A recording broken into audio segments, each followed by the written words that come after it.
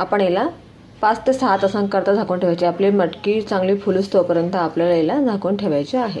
तुम्हाला नंतर दाखवते.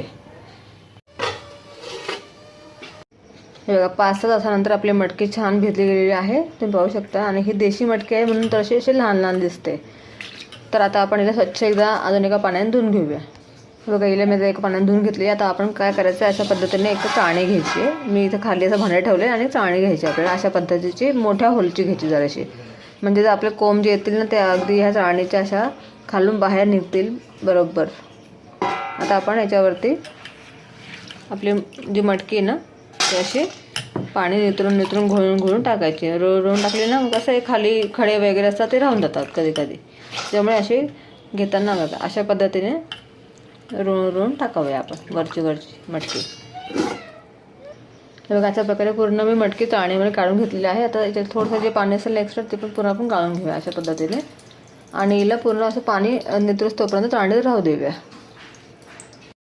हे बघा पूर्णपणे मटकीतलं पाणी आपलं असं थोडं कोरडं झालेलं आहे, थोडंसं ओलसर. एकदम पण कोरडं होऊ द्यायचं नाही आपल्याला, थोडं ओलसर आणि थोडं कोरडं असं ठेवायचं आहे.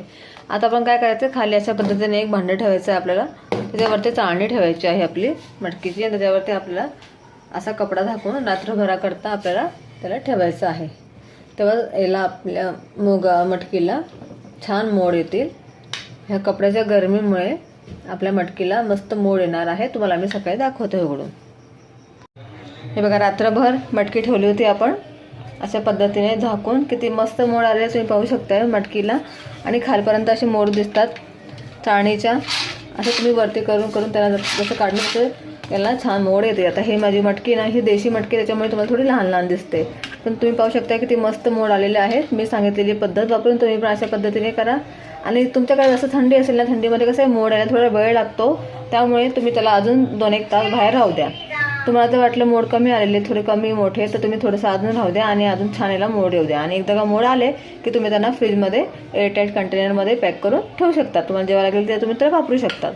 आता हे किती मस्त मोड आहे तुम्ही पाहू शकता. मी सांगितलेली पद्धत वापरून तुम्ही पण अशा पद्धतीनेच मूग, मटकी, चणे काही पण असो कडधान्य अशा पद्धतीनेच तुम्ही भिजवून त्याला मोड आणा. आणि घरच्या घरी मोड आलेल्या कडधान्य तुम्ही खा, मुलांना पण खाऊ घाला. ते शरीराकरता फार उपयोगी असतात, म्हणजे मोड आलेले कडधान्य. आणि डाएटच्या लोकांना तर खूपच आवश्यक असतं हे. त्यांनी खाल्लं तर त्यांच्यामुळे त्यांना खूप चांगला फायदा होतो. त्याच्यामुळे तुम्ही सुद्धा अशा पद्धतीने घरीच कडधान्यांना मोड आणा आणि अशा पद्धतीने तुम्ही मुलांना किंवा मोठ्यांना देऊ शकतात खायला. तुम्हाला माझा आजचा व्हिडिओ आवडला असेल तर व्हिडिओला नक्की लाईक, शेअर, सबस्क्राईब करा आणि जास्तीत जास्त आपल्या व्हिडिओला शेअर करा. बाय.